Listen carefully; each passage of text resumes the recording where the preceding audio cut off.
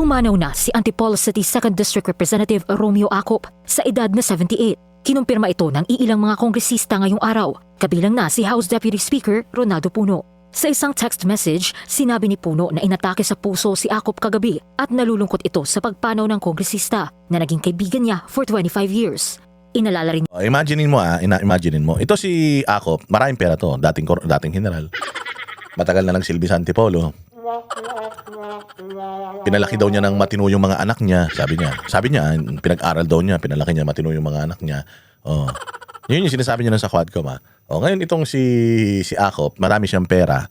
Mayroon, alam mo, napakahaba ng pila sa kidney. Oo. Marami akong kaibigan na nagda-dialysis ngayon. Nakapila sila sa kidney transplant. Mahaba yung pila na yan. O ngayon ito si Acop at 78 years old, nakapag-avail siya ng kidney. Hindi ko alam kung paano. Pumila ba siya? Gaano ba siya katagal pumila? Hindi nga natin alam na meron siya sakit eh. O siguro meron siyang CKD, chronic kidney disease. Kaya siguro pinalitan yung isa niyang kidney. O, so to cut the story short, mahaba yan eh. Mahaba yung yung proseso. O, may kaibigan ako 5 years nang nakapila sa kidney transplant. Yung may kaibigan pa ako, yung pamangkin niya, taon na rin, matagal na rin na nakapila na ma-transplant. Nagda-dialysis na twice or thrice a week. Ganun kahirap. Ang tagal na nilang nakapila. Gano'ng katagal na nakapila ito? Si Acop. O baka naman sa sobrang lakas nila sa pamahalaan, sobrang lakas nila sa gobyerno, sobrang makapangyarihan nila, baka binaypas niya pa. Baka maraming mga nakapila na uuna sa kanya pero inuna siya. Pwedeng ganun. Pwedeng ganun ha. Kasi nga, yun ang tanong natin. Gaano katagal na nakapila yan na para sa kidney transplant? Hindi naman pwedeng bibili ka ng kidney. Pabili nga ng kidney, lalagay ko sa kidney ko. Hindi naman pwedeng ganun.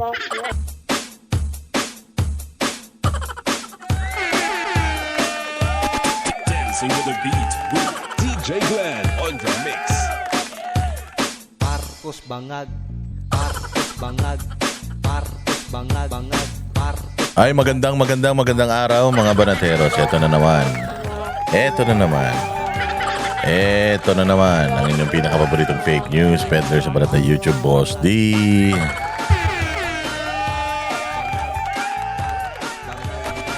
At pasasakitin na naman natin ang mga ulo at ay balon-balunan puso, isip at kaluluwa na lahat ng mga salot sa lipunan. Lahat ng mga switik sa pamahalaan. Lahat ng mga kawatan, magnanakaw, sinungaling, lahat ng mga mambubudol, adik, mang-uumit, mandurukot, mandurugas, mga sindikato, mga kriminal, mga demonyo, Satanas, Judas Barabas, Hestas. Ayan nga mga bossing at nandirito na naman tayo para magkwentuhan. Kamusta naman ang mga buhay-buhay? Today is Monday. O yeah. December 22 na. December 22, ilang araw na lang magpapasko na. Another day, another kwentuhan session. At December 22 na, bukas 23 na. Idodraw na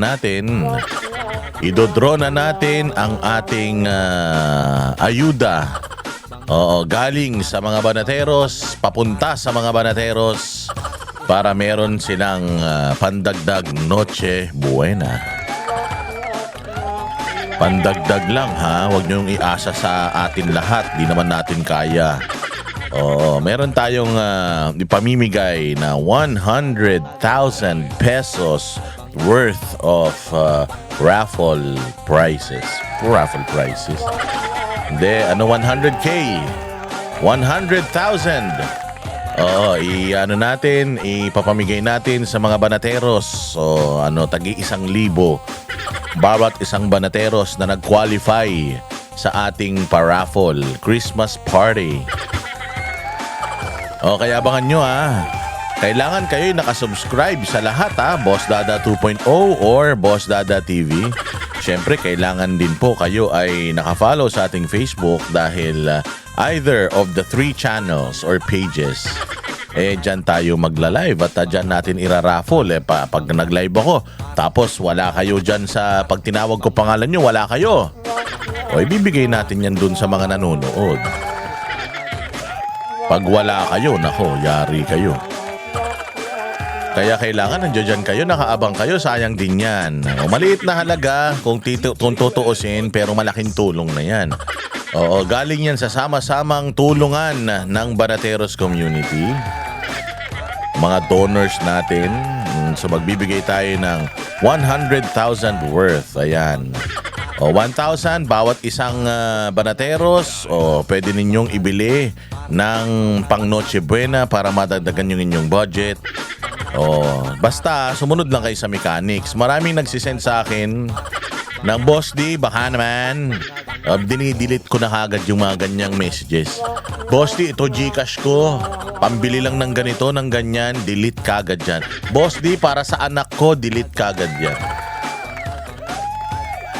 Oo, dito lang sa Pilipinas, sana ibigay na natin sa mga kababayan natin dito sa Pilipinas yan, ha? Yung mga nasa abroad, ibalato nyo na yan sa kanila. Balato na natin yan sa kanila kasi kahit naman papano medyo mas nakakaluwag-luwag tayo kaysa sa kanila, tama? Kaya ayan, so ibigay na lang natin ito sa mga kababayan natin. Yung mga kababayan natin na medyo, alam mo na, hindi naman masyadong kaginhawaan ng buhay, ha? Na kayong dyan. So anong mechanics natin? Ulitin natin, ha? Ulitin natin, huwag matigas ang ulo. Yung iba dyan, hindi nakikinig. Sayang naman yung message nyo sa akin. Kasi kapag nakikita ko na hindi tama yung inyong hindi kayo sumunod sa mechanics, dinidelete ko kagad yung message na yan. So ano yan? Ano ba yung mechanics, Boss D? Kailangan po kayo ay nakasubscribe at follow sa Facebook page natin, ang Boss Dada Facebook page, ang Boss Dada 2.0 YouTube channel at ang Boss Dada TV YouTube channel. Kailangan po kayo ay nakasubscribe dyan and follow. And kayo po ay mag-share ng videos ng Boss Dada 2.0 and Boss Dada TV. Siyempre, mas marami kayong sinishare na video, mas malaki yung chance nyong manalo. Yun lang. Simple. Mag-share ng video. Kailangan ko lang ng proof na nag-share kayo, na kayo ay subscriber and follower. Send me images or screenshots of that of the requirements, and then pag okay na, na-send nyo na yan. I-type nyo. I-type. Ayaw ko nung screenshot ng Gcash or QR code. Ayaw ko nyan. Gusto ko. Kasi pag QR code, isi-save ko pa yan. Mag-ano pa yan, magkakain pa yan ng spasyo ng cellphone ko. Mumurahin na nga lang cellphone ko. Kaya gusto ko typewritten. Bakit typewritten ang gusto ko? Kasi nga kina-cut and paste ko yan sa isang Excel sheet. At doon sa Excel sheet na yun, doon tayo mamimili. Tatry natin kung gagana yung aking raffle software na in-avail. Yung parang ruleta siya para dalagay ko lahat ng number doon, tapos pipindutin na lang, lalabas yung number. Pag wandyan kayo, mabubunot kayo, mananalo kayo 1K. Pero pag wala kayo, yari. Hindi, yun lang. Simple, very simple. Magano lang kayo, share lang kayo ng video ni Boss D at Boss Dada 2.0. Mas marami kayong video na share, mas malaki yung chances of winning. Tapos screenshot lang na kayo ay nag-share, kayo ay follower, subscriber ng mga channels na yan. I-collate nyo lang o kalodge nyo lang kung gusto nyo. Tapos typewritten na may pangalan. Kailangan may pangalan kasi kung walang pangalan, hindi mananalo yan. Siyempre tatawagin natin, sino si ganito? Nandyan ka ba? Opo, nandito ako. Yan, nanalo ka ng dagdag 1K. Yung malaking bagay yan, malayo na rin mararating yan. Yung 1K lang na yan, makakabili na ng mga 2 putahe yan. Yung 1K na yan, 2 putahe na yan. Or pwedeng pagkasyahin na sa 3 putahe. Hindi, actually 2 lang. 2 putahe na yan. Kung meron ka ng additional na 1K, di meron ka ng kahit 3 putahe at saka inumin. Meron na yan. Masaya na Pasko niyan. Diba? O pwede nga, bumili kayo ng ulo ng lechon, ng ulo ng baboy, di ba? Yung ulo ng baboy, bumili kayo. O tapos, iprito nyo. Yung isang buong ulo ng baboy, magkano lang naman ang kilo ng ulo ng baboy eh. Siguro baka yung isang buong ulo, wala pa 500 yun eh. O kaya 500 siguro, 600. O okay na yun. 600, tapos i-deep fry ninyo. Kumuha kayo ng malalim na kawali. O tapos ilagay niyo yung baboy, yung ulo, tapos banlian yung ganun ng ng pakuluan nyo muna, syempre palambutin nyo muna, tapos ilagay nyo sa mantika, tapos banlian yung ganun, magiging na siyang parang lechon ulo na yun. O di ba? Tapos yung bibig, lagyan mo ng isang mansanas, kamatis, o kaya lagyan mo ng bola ng golf. Isang putahe na yun, marami nang mapapakain nyo, isang ulo ng baboy, tsaka ano na yun, masarap yun. Gagawa ka lang ng suka, toyo, marami sibuyas, lagyan mo ng kamatis, o di ba, yung sausawan, sarap no, para ka na crispy ulo na yun. Panalo na yun, di ba? So kahit papaano, nairaos natin ng medyo maayos-ayos naman yung ating hinanda. So syempre sa sama-samang pagtutulungan ng Banateros community, mga nakakaluwag-luwag, ayan, nairaos natin ito, nakalikom tayo na 100. Tumabot tayo ng 100. Idagdag ko na dyan yung pledge ko. Yun naman ang target natin, 100 pero malay mo naman may mga humabol pa o yung mga Banateros dyan na nakakaluwag-luwag, gusto nyo mas madagdagan pa yung ating ipamimigay sa bukas. Yan, nandiyo dyan sa ating screen ang GCash natin, 099895222379, at nandiyan din ang ating PayPal. Yung iba kasi sa ibang bansa walang GCash, so PayPal pwede yan. Ang PayPal natin ay Dadamon. Dadamon, tama ba? And Dadamon Salcedo at gmail.com. Ayan, nandiyo dyan. Kung gusto nyo man PayPal, tira-transfer ko lang sa GCash yan para papamigay na natin. Minsan masarap talaga yung yung tayo yung nagbibigay kaysa tayo yung binibigyan. Oo. At ang dami nga mga sa akin tumulong dito sa ating kausa para makapagbigay ng tulong sa ating mga kabanateros. Sabi nga nila, wag mo na lang sabihin yung pangalan namin. Na lang, basta alam na ng Panginoon yan kung sino kayo, at yung mga pamilya na matutulungan natin, mapapakain natin this coming Christmas Eve, ay sigurado ko na blessing din ang matatanggap nyo. Tapos may susunod na project na nga ako kasi pagkatapos nito, ang susunod na iipunan ko naman yung this January, kasi January yung birthday month ko birth month ko ng January. So plano ko either sa Davao ako or sa Manila, magre-reserve ako sa isang Jollibee. Kung sa Davao, magre-reserve ako sa Waxis. Syempre. Pero pagka dito sa Metro Manila, siguro magre-reserve tayo sa Jollibee, tapos magpapa-Jollibee party tayo. Pero iniisip ko kung anak ng mga Banateros yung papupuntahin natin. Anak ng mga Banateros or tayo, magpapakain tayo ng mga bata. Titingnan natin kung meron tayong pwedeng bahay ampunan na pwedeng puntahan, tapos magpapa-Jollibee party tayo. May kipag-coordinate tayo sa mga may connection. Punta tayo sa isang bahay ampunan, tapos pa-Jollibee party tayo doon. Di ba? Saya nung ganun. At least talagang makikita mo, makakagawa ka, makakadagdag ka ng ngiti ng mga kababayan natin, kabataan, di ba? Saya-saya ng ganyan. So better na kaysa gastusin natin yung pera natin sa kung saan-saan. Kaysa gastusin natin sa kung ano-ano walang kakwenta-kwentang bagay, i-share na lang natin, because sharing is caring. Yan yung susunod. Pero dito muna tayo, focus muna tayo for yung ating tomorrow. Tomorrow, i-announce ko na lang sa Facebook kung anong oras at kung saan platform tayo. And then, sama-sama tayo mag-celebrate. Diba? Ayan nga mga bossing, at simulan na natin. Simulan na natin mga bossing ang ating talakayan. Kasi ito, kahapon, mainit ang balita. Na mainit ang balita na yumao si Romeo Acop.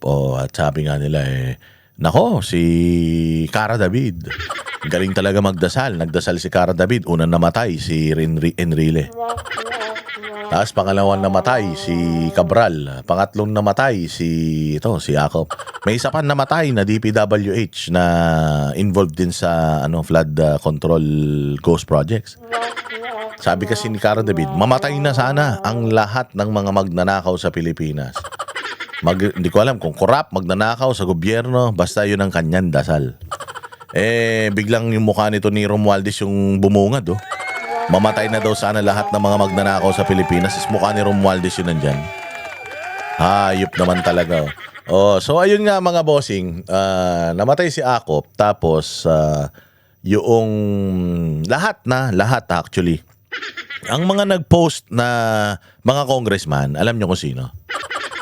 Si Asidre, si De Lima, si Romualdez, yung Young Goons. Young Goons. Hindi mo kilala yun?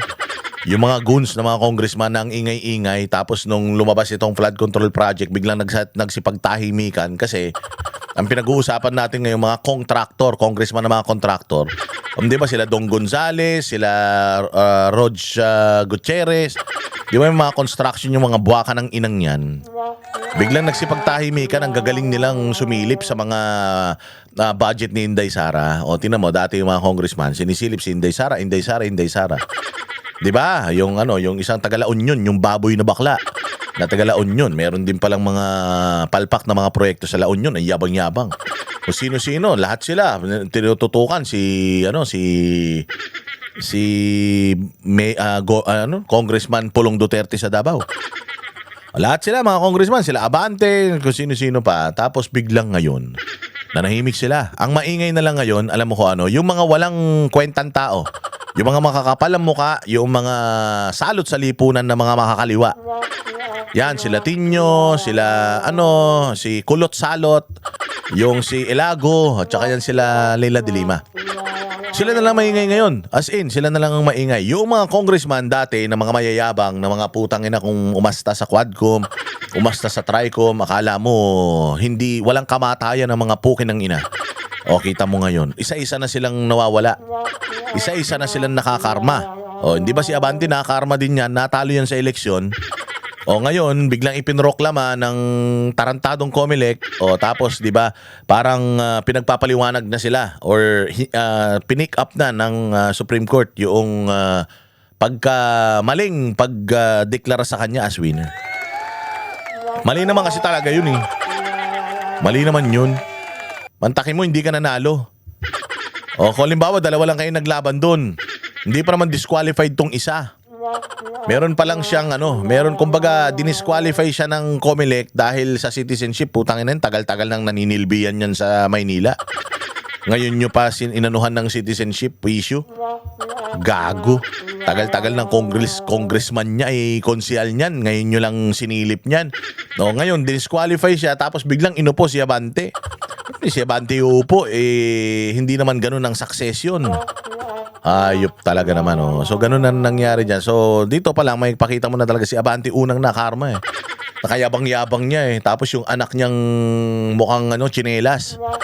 Ang yabang-yabang din spokesperson ng spokesperson. Diyan sa Congress, tinan mo, wala na, lalaos na. Putang ina, pangit kasi. Pangit na nga, pangit pa ugali. So ayan, ang mga nangyayari. Nakakarma. Yung mga congressman na dati ang ingay-ingay, ngayon sila na yung sentro ng investigasyon at sentro ng sisi ng lahat ng mga katarantaduhan pagdating sa kaperahan sa bayang Pilipinas. Ngayon, ito na nga. So, may nagdasal, mamatay na sana kayo. Namatay si Enrile. Putsang ina, sabi ko nga sa inyo, namatay si Enrile. Ito yung sinasabi ko. Ito yung hindi maganda kay Enrile. Kasi naging part siya ng history ng pagbagsak ng diktadoryang Marcos. Tapos nagsilbi siya ng matagal. Hanggang umabot siya ng 100 mahigit na taon. Marami namang mga nagawang mabuti yan. Marami rin mga nagawang kasalanan yan. Pero kahit papaano, nakikitaan natin si Enrile na nagsilbi rin talaga sa bayan. Kaya lang, bago siya mawala sa mundo, putang ina, bago siya nawala sa mundo, naging siyang advisor ng isang tarantadong presidente. Kahit ano yung magandang ginawa ni Enrile noong mga nakaraan panahon ng mga dinosaur, panahon ng mga paniki. Kung ano mga magagandang ginawa niya noon, nawala lahat yun. Bakit? Kasi nadikit siya sa pangalan ng Bongbong Marcos . So nung namatay siya, nung namatay si Enrile, ayun, nakita ninyo ang daming nagsabi na buti nga. Pupunta ng impyerno yan, ganito, ganyan. Ang daming mga negative. Dahil, bakit? Kasi nga, bigla siyang, nung dumikit siya sa mga Marcos, nagbago yung prinsipyo niya . Sumuporta siya sa kawatan, sumuporta siya sa adik, di umano. Tapos, marami na rin siyang sinasabi against sa mga Duterte. Samantalang noon, hindi naman siya ganun. Dahil nga, naging parang kalaban na rin siya ng mga Duterte. Nung namatay siya, putang ina, yung mga totoong tao yung mga Duterte supporter. Di pinagtatawanan siya. Eto na. Namatay naman ngayon si Cabral. Namatay ngayon si Cabral, ang dami-dami ring mga chismis. Ang chismis baka tinulak, baka nadulas, baka ganito, yung asawa sangkot, yung driver sangkot, na baka tinulak ni Martin Romualdez yan o ni Sandro Marcos.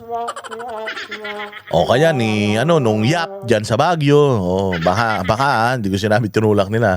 O yung mga sindikato, kung sino man yan, and so on and so forth. Itong Cabral, ganun din Itong Cabral, mga bossing, itong Cabral, dati rin tong matagal na 45 years tong nanungkulan sa gobyerno. At marami tayong mga nakikita na mga post ng mga dati niyang mga kasamahan na she was before a clean government official.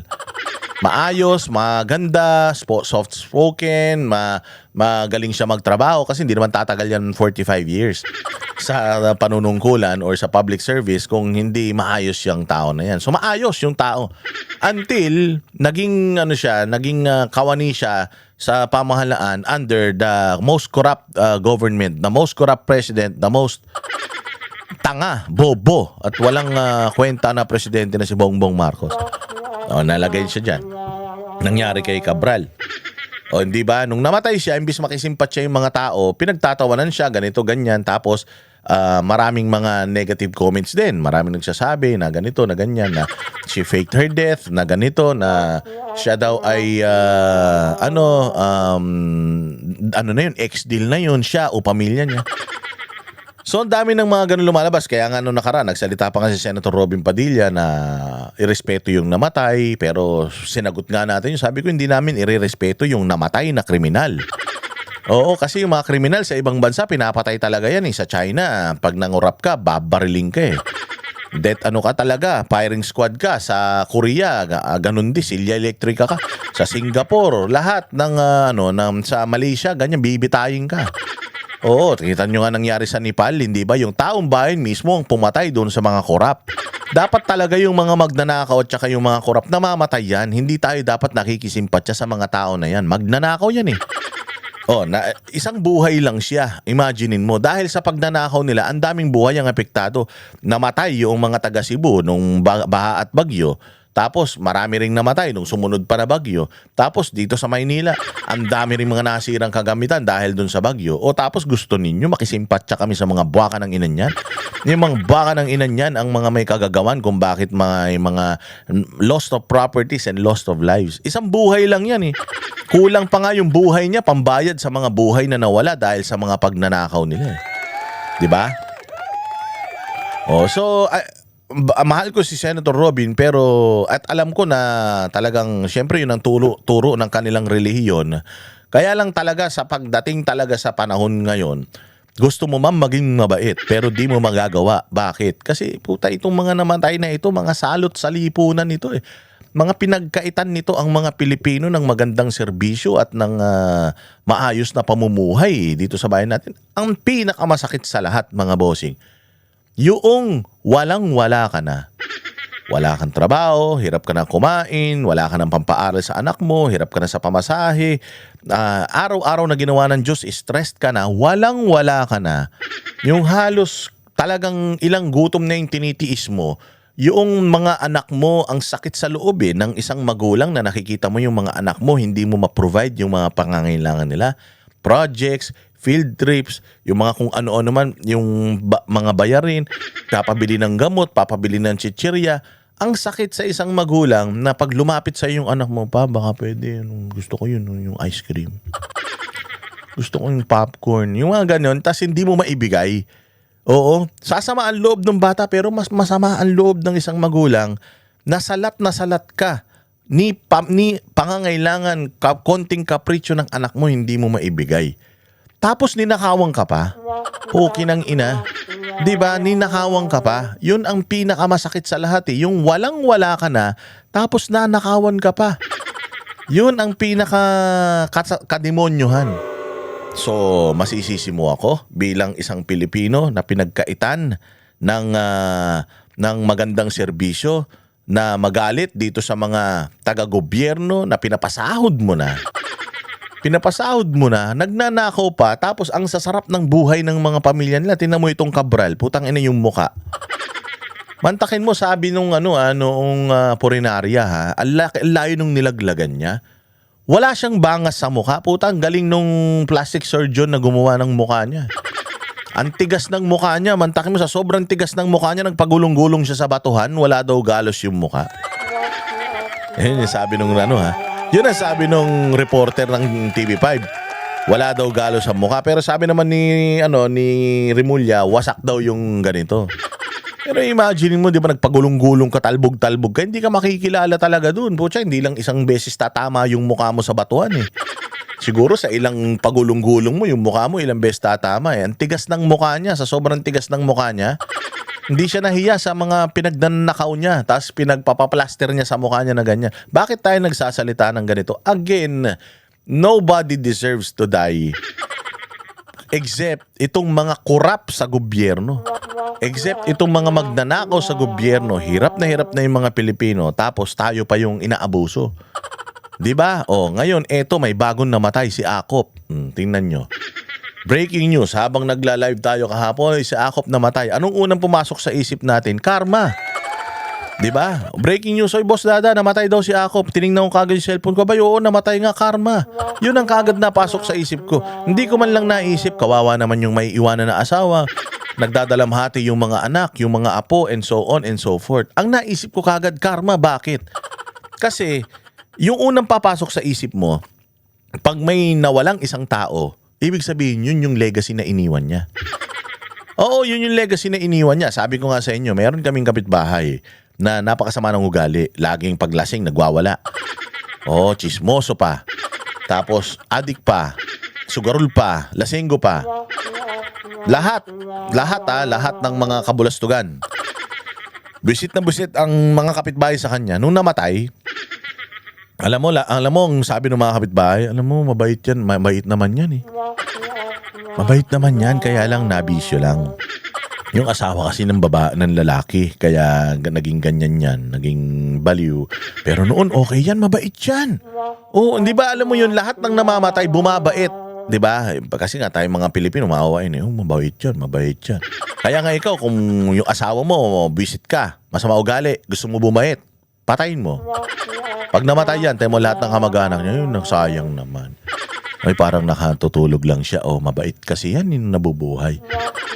Alam mo yun, di ba alam natin yan, lahat tayo ganyan. Di ba sabi nga nila lahat ng namamatay bumabait. Bumabait sa kwento. Kasi nga sa awa, namatay na. Pero si Akop, nung namatay, ang unang naisip natin, karma. Bakit? Putang ina, puro kagaguhan ginawa niya.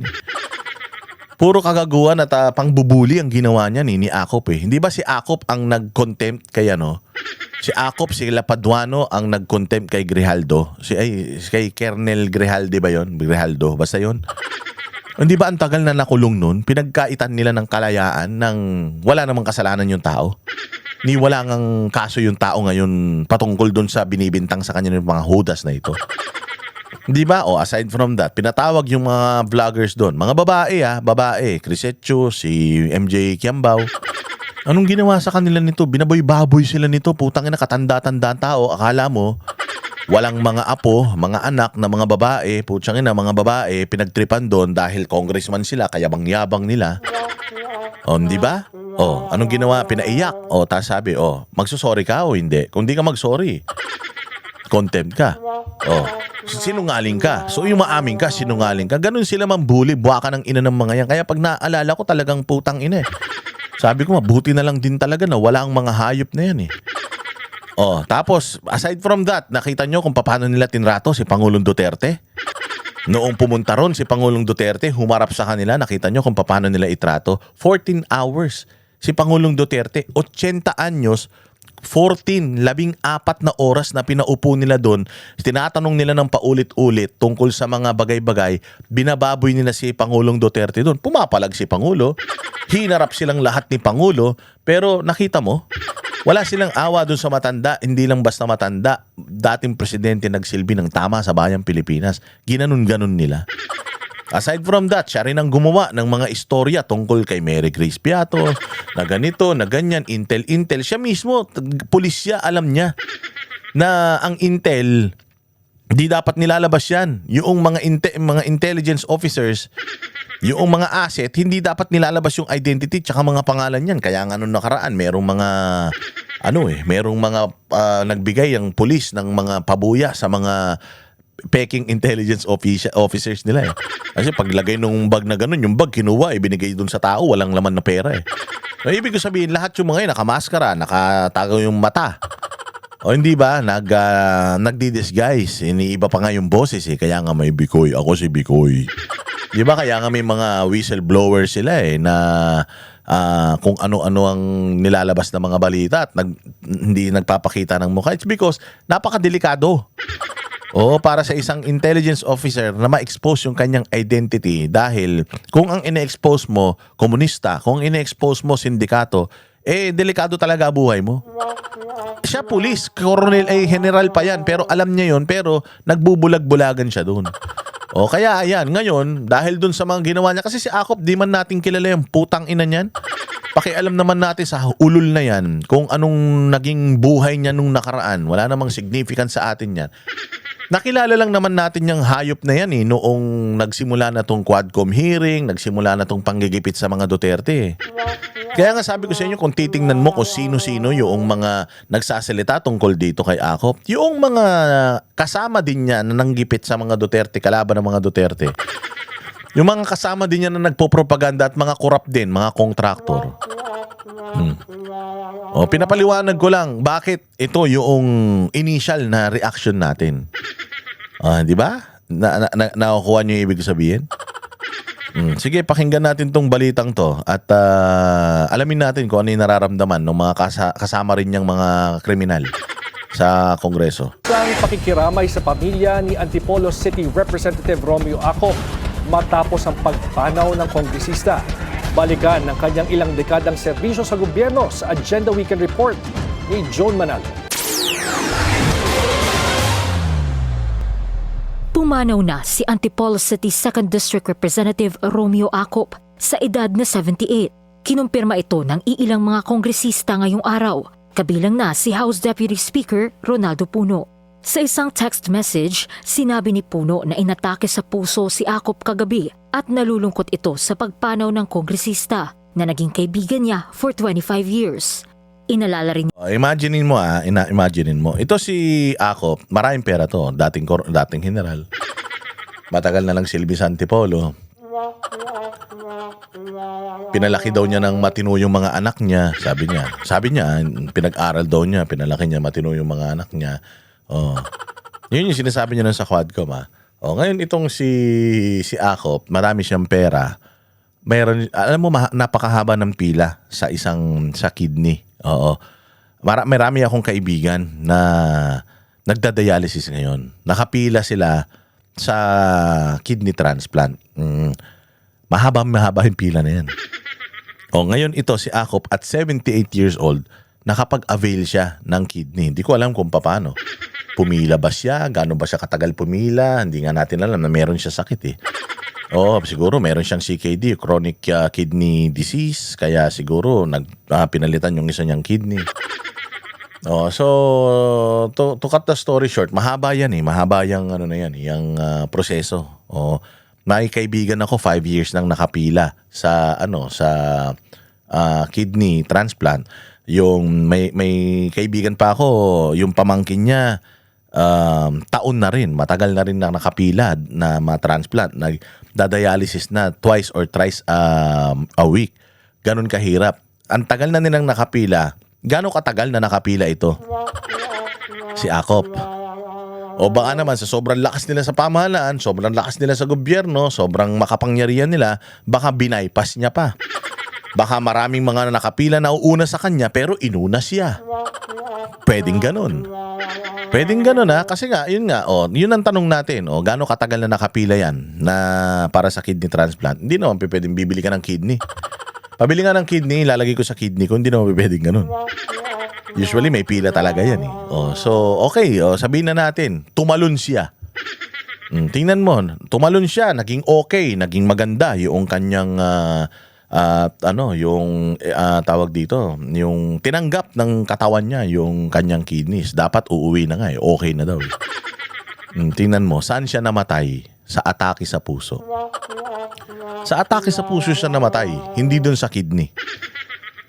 Sabi nga nadugtungan mo yung kidney mo, kahit gaano ka kayaman, kahit gaano ka makapangyarihan, kahit na gaano ka kalakas, kung mamamatay ka dahil sa kidney failure at kaya mong palitan yung kidney mo, sigurado, kung sobrang dami ng pera mo at kahit na kidney ng alien pwede mong ipalagay sa'yo, pagka mamamatay ka. Lahat ng perang nakuha mo, na-acquire mo in your lifetime, lahat ng mga, kung galing man yan sa masama, galing man yan sa mabuti, lahat yan hindi na kayang duktungan yung buhay mo. Kasi bumili ka ng kidney, hindi ko alam kung marami kang tinalunan sa pila para makuha mo yan, o kung nakuha mo yan ng legal dahil ikaw yung number 1 dun sa pila.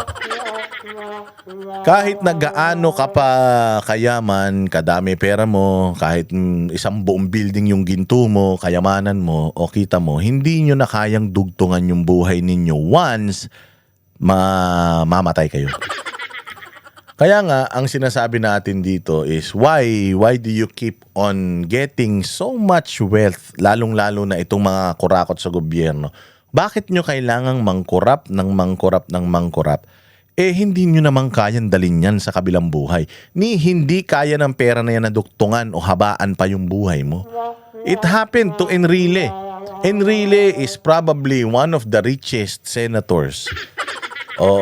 Maaring sa dami ng pera niya, humaba yung buhay niya hanggang 100 plus. Pero tingnan mo, hanggang may hangganan ng buhay ng tao, hindi ka immortal.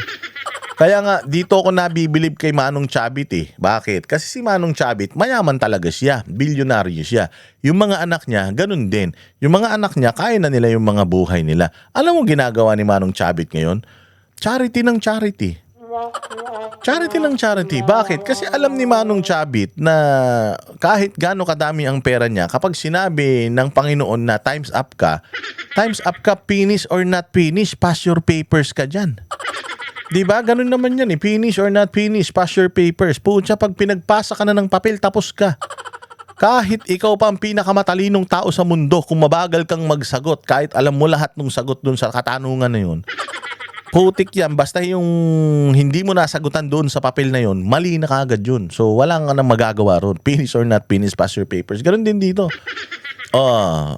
Akop, naka-imprenta na yung death certificate mo. Sa ayaw at sa gusto mo, sasama ka sa akin. Sabi niya, teka, yung mali-maliit akong pera, saglit lang, yung mga kayamanan ko, yung Rolex ko, yung mga Patek Philippe ko, yung mga Richard Mille ko, yung mga Dior ko na mga bag. Hindi mo madadala yun. Hindi mo madadala yan. Bakit? Kasi sa impyerno, hindi tatanggapin yan. May mall naman doon ka na lang mag-shopping. May pocket money ibibigay sa iyo si Satanas. Huwag kang mag-alala. Hindi ba? So, ito yung magsilbing aral talaga sa mga kababayan natin, lalong-lalo na sa mga magnanakaw sa gobyerno, na siguro man hindi nyo maiwasang magnakaw dahil normal naman sa mga politiko magnanakaw, pero huwag naman sobra-sobra. Huwag naman sobra-sobra. Papayag na kami na magnakaw kayo ng konti. Wala namang politikong hindi magnanakaw. Papayag na kami na magnakaw kayo ng konti. Tang ina ninyo. Oh, sige na, wag nyo man ubusin. Wag nyo naman yung pati ba naman yung para sa taong bayan, kukunin nyo pa rin. Pati ba naman yung para sa mga proyekto na makikinabang din naman kayo tsaka yung mga pamilya nyo, putang ina nyo, porket matataas ang mga bahay nyo. Hindi kayo binabaha, putya nanakawin nyo pa rin. Wag naman ganun. Kasi kahit na gaano karami, kahit kasi nilaki pa ng buwan, yung kayamanan na makuha nyo, once you're done, once you're dead, hindi na yan importante at hindi mo na yan madadala. So, yung sakto lang ha. Oo, hindi naman namin kayo mapigilan magnanakaw. Hindi naman namin kayo napipigilan mga mangupit. Lahat naman ng tao ganyan. Ako nung bata ako nangupit din ako sa nanay ko naglalaro ko ng ng Mortal Kombat sa computeran magbabantay ako na kunyari ng tindahan ako muna magbabantay. Sige na, magbingo muna kayo. Pero putyang ina, bawat may bumibili, kaltas ako ng kaltas Meron akong meron akong komisyon allocation yun Pag nabuo ko na yung 25 pesos, 2 oras na yun ano ko na yun, sabihin ko, ma, kayo na magbantay. Pucha, alam na ng nanay ko yun, nakakulimbat na ako noon. So babalik na yung nanay ko, magbabantay na ng tindahan namin, magko-computer na ako ng gano'n. Nung Mortal Kombat na ako, mag-NBA na ako sa computeran, 2 oras yun. So lahat naman tayo guilty sa ganyan. Okay man lang yung siguro konti lang. Pero putang ina yung sobra-sobra, yung grabe-grabe talaga, hindi na magkasya sa mga bangko, nilalagay nyo na sa mga kondominium. Wag yan. Sa impyerno kayo talaga mapupunta niyan. Ito sinasabi dito, heart attack last night. Our hearts are broken. Broken-hearted ka, sir? Broken-hearted ka, gusto mo sumunod ka na. He was a friend for more than 25 years and devoted, courageous, honest public servant. Paano naging honest yan? Mantakin mo, police, si Akop. Tapos nung nakaraan, di ba, nagaganon-ganunan pa sila ni Franz Castro. Si Franz Castro, convicted na child abuser yun, Convicted na child abuse. Tingnan mo talaga ang karma. Putang ina, sabi ko nga sa inyo, lahat ng mga bumabatikos kay Duterte, tingnan mo mga nangyayari sa kanila.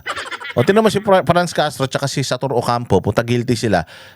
Yung Court of Appeals dininay yung kanilang appeal. Ngayon, nasa Supreme Court na. Isang denial pa, putang ina, mabubulok na sa kulungan mga yan. Hanggang 8 taon yata o makukulong ang mga hayop, 8 hanggang 20 years yata Okay, dapat makulong yan si Sator Ocampo tsaka si Franz Castro, sinisisi na naman ng NTF-ELCAC Kayo nangidnap putang ina nyo, sinisisi nyo sa NTF-ELCAC. Mga tarantado. Sabi niya, gusto lang kami makulong. Tanga, hindi namin kayo gusto makulong, gusto namin mamatay kayo lahat. Gusto namin maubos lahat ng mga komunista sa Pilipinas. Courageous, paano naging courageous yan si Akop? Diba? Nag-celebrate pa nga sila tawag dyan, nagsiselebrate pa sila ni Franz Castro matapos ipa-contempt yung mga kinontempt dyan sa Congress. Courageous. Ang courageous niyan. Kalaban mo yung mga komunista Ika-PMA-er ka, PNP, general ka. Kalaban mo yung mga terorista, komunista, lahat ng masasamang loob. Tapos nakikipag-celebrate ka kanila Paduano. Tsaka kay Franz Castro, si Paduano, sabi ni Ka Eric, criminal din yan. Kaliwa din yan at ang trabaho nga daw niyan maglikida ng mga tao. Yun daw ang gawain niyan. Tapos putya na i-celebrate ka dyan dahil congressman ka. Hindi, dapat ang prinsipyo mo firm. Whether congressman ka, kahit kasamang congressman yan, kung magnanakaw kriminal yan, dapat hindi ka nakikipag-celebrate sa mga yan. Honest ang sinasabi. Asan yung honesty ng mga yan? Si Akop bilang isang devoted, courageous at honest public servant. Miyembro rin ng National Unity Party si Akop, kung saan tumatayong Pangulo si Puno. Nagpahayag din ng pakikiramay si dating House Speaker at late First Tingnan mo sino mga nakikiramay. Nakikiramay yung mga suspect sa krimen. Nakikiramay yung mga suspect sa sa flood control scam. Itong si Romualdez, tingnan mo. Sinasabi niya na malaki talagang naiambag. Malaki talaga naiambag ni Akop sa'yo. Ang pinagsilbihan ni Akop, hindi naman yung Pilipinas, hindi naman yung distrito niya, ikaw Nung speaker ka di ba, ginamit mo yan sila Akop, sila Paduano, sila Abante, para gurgurin, kanain ang mga Duterte. Para kung lahat ng mga kalaban, lahat ng mga nagsasalita against sa inyo, gipitin ninyo. O kaya talagang masama ang loob nito ni Romualdez kasi naging aso niya si Akop eh. Na kahit alam na ni Akop na paglabag na sa karapatang pantao yung ginagawa nila doon sa mga pinapatawag nila sa Congress, pero dahil utos ng buwaka ng inang Romualdez na to, at ewan ko kung magkano ang usapan nila, may nagsabi. Si Greco Bellica nagsabi 10 million, 10 million bawat hearing isang congressman diyan sa Quadcom. Sabi ni Greco yun Ilang hearing nagkaroon sa Quadcom? 15 hearings times 10 million. Imaginein mo. 150 million bawat isang congressman na nandoon gumigisa sa mga Duterte. Yun ang sinasabi ni Greco Bellica. Hindi ko sinabi yun inulit ko lang. So ganun kalaking pera yung binibigay ninyo sa mga congressman na ito para lang gipitin yung mga kalaban ninyo. Pera ng taong bayan yan. Tangina nyo, nasa ng courageous. Big loss talaga yan. Big loss para sa inyo dahil nabawasan kayo ng isang asong uutusan. Isang attack dog, nabawasan kayo. Pero big win yan para sa amin. Kasi at least, ang inang yan, yung mga kinita niya, kung totoo man yung balita na kumita daw mga yan sa Quadcom hearings, at least, hindi niya nadala. Hindi niya na-enjoy yung baka ilan relo lang nabili niya ron. Hindi niya na-enjoy yung kinita niya dyan sa mga bayad-bayad niyo, pati sa pagpirma sa impeachment ni BP Sara. District Representative Martin Romualdez sa pagpanaw ni Akop. Anya, matindi ang naging Buti pa yung picture nagsasalita. Putang ina, nasan to? Hinahanap kayo ng hanap kay bato. Ito ba pumapasok pa sa Kongreso to? Nandito pa ba sa Pilipinas tong hayop na ito? We mourn the passing of Representative Akop, a dedicated public servant. Dedicated sa'yo. Hindi public servant yan, dedicated servant of mine. Binili mo na pati kaluluwa niyan, who lived with discipline and integrity. Disiplinado talaga, mantakin mo.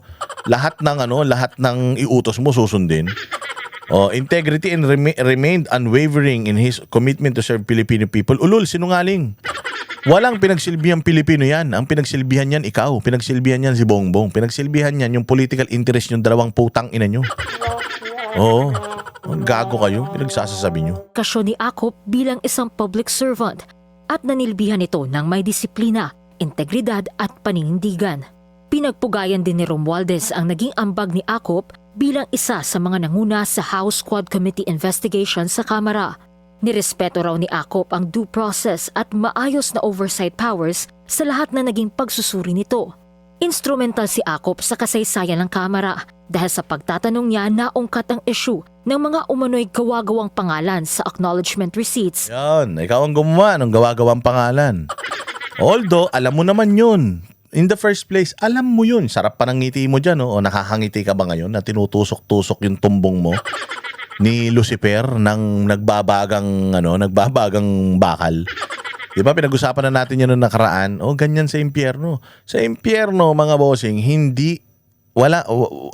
forever yun. Di ba sabi nila walang forever? Tangi meron. Eternal yun. Walang katapusan yun. Pagpunta mo daw doon sa impyerno, mainit na yun. Walang aircon doon. Walang day off yun. 24 hours a day. Wala daw natutulog doon. Dire-diretso yun. Pagpasok mo, putsik na yan. Parang oven na yan. Ang init dun at hindi ka nasasanay dun sa init. Lagi mong sasabi, ang init, walang katapusan na ganun. Hindi yung parang nag-a-adapt yung katawan mo dahil sa init, hindi. Putang ina, walang adapting dun. So lahat ng mararamdaman mo dun na sakit, yung unang sakit na mararamdaman mo, forever yun. Sabi ko nga sa inyo, imaginein mo kung gaano kasakit na yung tumbong mo tutusukin na nagbabagang tanso. Yung mata mo pinapatakan ng tinunaw na salamin. Imagine mo gaano kasakit yun. Yung unang patak nun, ang sakit, aray! Hindi nawawala yun. Ganun kasakit yun, araw-araw, miya't maya. Sinusunog ka ng hindi nawawala yung sakit, hindi ka nasasanay at forever yan. Diyan pupunta yan. Dahil sa mga ginawa niya. Alam mo naman for a fact na kapag sa intelligence community, yung mga intel operatives, talagang hindi yan nagbibigay ng mga totoong pangalan nila. Alias Beke, alias Kangkong, alias Koko. Ganyan yung mga pangalan ng mga yan kasi nga, they don't want to blow their cover. Of all people, ikaw ang dapat nakakaalam niyan bilang general ka ng PNP. Former general ka eh. So of all people, ikaw ang nakakaalam ng mga laro sa asset, yung asset, di ba may mga code names yan. Kumusta naman si Scorpion? Okay ba siya? Di ba ganun yung ano nyo eh, ganun yung sistema. Tapos ikaw mismo ang naglabas, ikaw mismo ang nagpaingay nitong issue ng Mary Grace Piatos. Ano nangyari sa'yo? Patay ka ngayon. Yung bibig mo, hindi mo na ngayon mabubuksan. Yung mga pag-brainwash mo sa mga taong bayan, hindi mo na ngayon magagawa. Ang tawag dyan, karma. Bakit? Kasi alam nyo naman yung tama, pero ang ginagawa nyo mali eh. Ang nabubuhay sa baril, mamamatay sa baril. Sabi nila ganyan. Ang mabubuhay sa kasamaan, namamatay dahil sa kasamaan. Yan ang nangyari ngayon. Mantakin mo, bago, brand new yung kidney mo, tinanggap ng katawan mo, tapos hindi ka dun. Tinan mo nga naman, ironic. Hindi ka dun namatay sa iba. Kung sana yung puso mo pinalitan mo. Dahil sa sobrang itim ng puso mo, ayan, tumigil na tuloy sa pagtibok. Kung pinalitan mo puso mo, nilagyan mo ng pusong dalisay yan, baka buhay ka pa hanggang ngayon. Bakit natin sinasabi to again? It is the legacy that you're leaving behind. It's not yung ikaw eh. 'Di ba? Hindi ang maaalala ng tao mo when you're gone, kung ano yung iniwan mo, ano yung iniwan mong pagkakakilanlan ng tao sa iyo. Dito ka nakilala ng tao eh. Di man kami mga taga-Antipolo, di ka namin kilala, di namin kilala lahat ng mga congressman dito eh. Pero nakilala ka namin na taga-Antipolo ka dahil ito yung personality mo na pinakilala mo sa amin. Nakalaban ka ng mga Duterte, nabwisit ka, na mga api ka, na masama ugali mo. Yun talaga eh. Yun yung alam namin sa'yo eh. So masisisi mo ba kami na ganito yung nararamdaman namin? Na wala kami nararamdaman kahit katiting na pakikisimpatya sa pagkawala mo dahil para sa amin good riddance ka. Alam mo yung good riddance? Alam mo yung good riddance, yung nakakabuti na nawala ka. Halimbawa sa isang kumpanya, merong isang chismoso na, tamad pa, na empleyado. Pagka natanggal yan, hindi yan kawalan sa kumpanya. Ang tawag dyan, good riddance. Napaka mabuti at nawala yan. Ganun ang nararamdaman ng tao sa'yo. Masisisi mo? Hindi. Kasalanan mo eh. Yan yung iniwan mong legasiya eh. Ng Office of the Vice President at Department of Education na pinamumunuan noon ni Vice President Sara Duterte. Si Acop ang nakapansin na isa sa mga individual na pumirma sa AR ay nagngangalang Mary Grace Piatos, na kalaunan ay naging isa sa mga naging dahilan ng impeachment complaint laban sa bise. Ikinalulungkot din ni Senate President Pro Tempore Panfilo Pinglak. Malulungkot talaga lahat ng mga gustong magtanggal ka sa mga Duterte. Tingnan mo yung mga kinukuhanan nila, ng mga nalulungkot. Nalulungkot itong mga to kasi nga, putya, nabawasan sila ng isa. Nabawasan ng isang demonyo sa gobyerno. Madami pa natitira. Malay mo naman. 'Di ba? Malay mo naman. Sa nangyaring ito, magpakabait na yung mga yan. Kasi kung hindi pa magpapakabait ang mga yan, i-activate na naman ni ni Lord. Angel of Death, baba. Saint Michael, Saint Vincent, baba. Ano na yan? Kunin nyo na yan. Pero wag nyo idalin dito deliver nyo na kagad yan dun sa ilalim. Pag lubog niyan, ilalim nyo pa. Doon ang punta ng mga yan. Lacson ang pagpanaw ni Ako. Sa isang mensahe, kinuwento ni Lacson na dating PNP chief na nakasama niya si Acop sa PNP. Imagine PNP chief of all people, ikaw yung nakakaalam how intelligence works.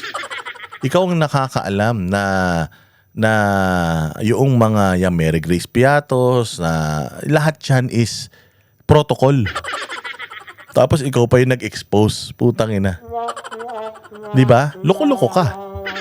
Bilang kanyang Director for Comptrollership, rekomendasyon pa raw ni Acop ang pag-download ng 85% ng PNP financial and logistical resources to frontline units. Bilang bahagi ng kanilang laban na linisin ang organisasyon.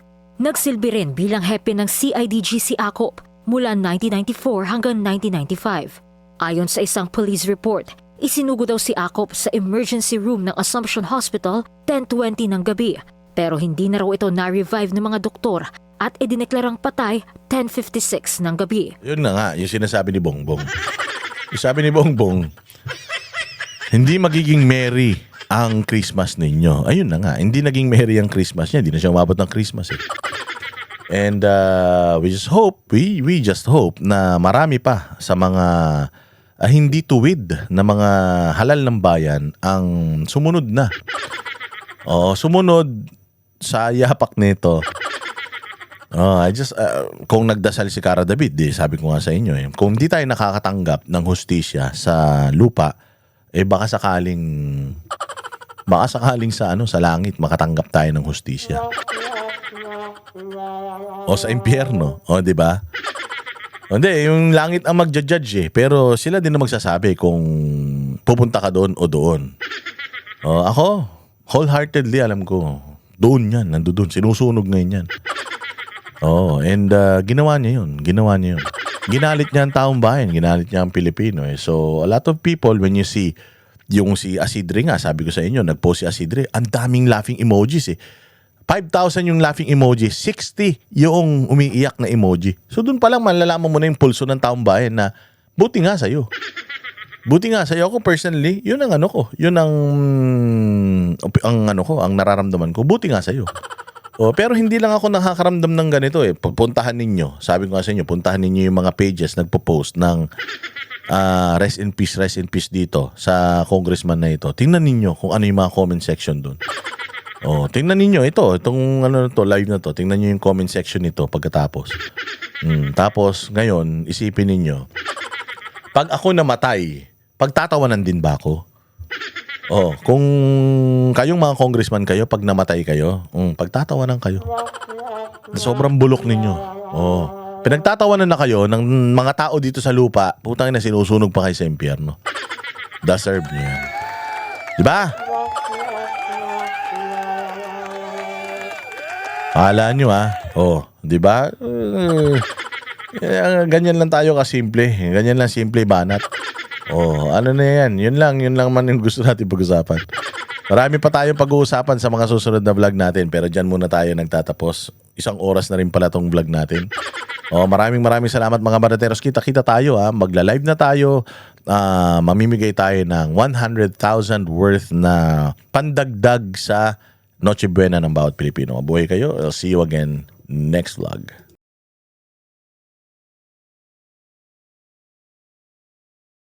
Kami ang boses ng masa, hindi natatakot. Katotohanan lang, di kami nalulunod. Walang bahid ng sismis, lahat ay totoo. Kahit sino ka pa, pag mali ka babanatan ka. Walang pinipili kulay, wala kaming kinikilingan. Basta para sa bayan, kami lalaban. Pag tama palakpakan, pag mali banatan. Di matitinag, di matatakot, para sa bayan tuloy ang sigaw. Sa harap ng kamera, walang halong takot. Mga baluktot, lahat kayo'y tutumba. Ang hustisya at totoo, yun lang ang mahalaga. Kahit sinong harang, di kami matitinag. Walang pinipiling kulay, wala kaming kinikilingan. Basta para sa bayan, kami lalaban. Pag tama palakpakan, pag mali banatan. Di matitinag, di matatakot, para sa bayan tuloy ang sigaw. Kung nasa tama ka, ikaw ay aming kasama. Pero pag mali ka, handa ka na bang mabasag? Banateros kami, walang inuunan, dahil bayan muna bago ang sarili.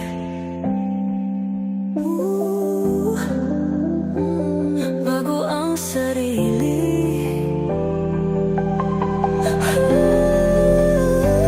Pag tama palakpakan,